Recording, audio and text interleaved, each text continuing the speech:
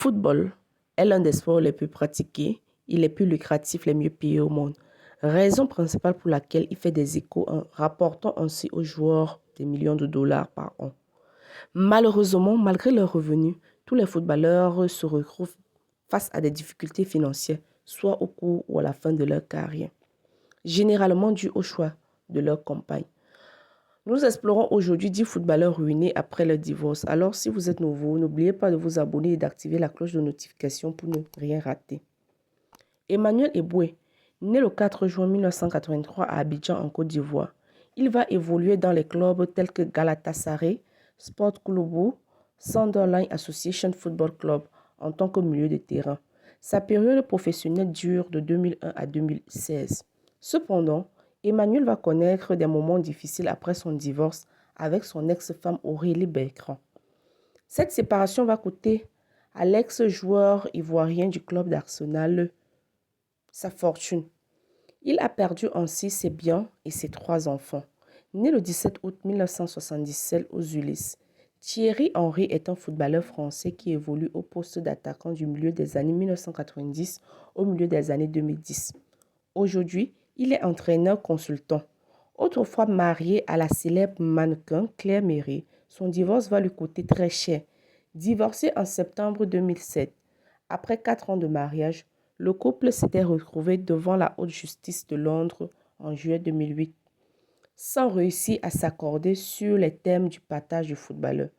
L'annonce du divorce était intervenue peu avant le transfert d'Henry au club d'Arsenal. Son ex-femme lui réclamait 10 millions de livres sterling. Après négociation, ils sont parvenus à un accord. L'international français devait lui verser 8 millions de livres sterling.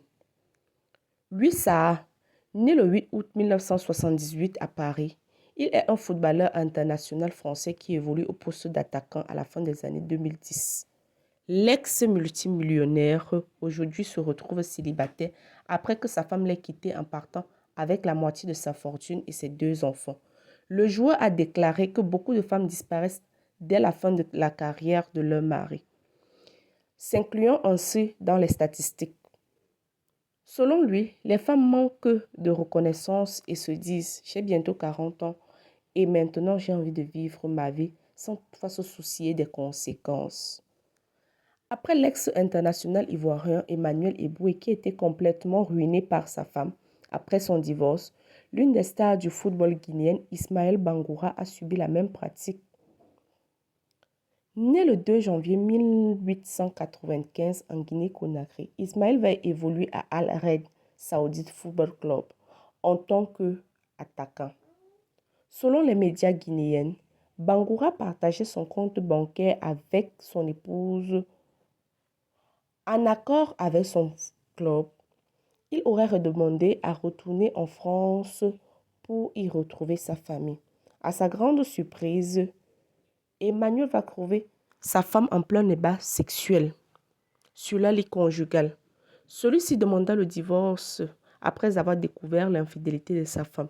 Ismaël aurait ensuite subi les foudres de cette dernière qui s'est attaquée à son compte bancaire en transférant tout l'argent de son compte à un compte personnel. Eric Ndjemba Ndjemba, né le 4 mai 1981 à Douala au Cameroun, il évolue à Aston Villa, borné en tant que milieu de terrain. Il a fait sa fortune comme les autres footballeurs de haut niveau en 2016. Il a été déclaré en faillite après son divorce avec sa femme Rachel. Le divorce lui aurait coûté plus d'1 million de livres sterling, ce qui aurait entraîné le joueur dans des difficultés financières. Le prochain est le gardien de but de Watford, David James, né le 1er août 1970. Il a évolué à Liverpool, Aston Villa, Manchester City. Il a joué au football professionnel pendant plusieurs années. Ainsi, il gagnait 20 millions de dollars grâce au jeu et à des années.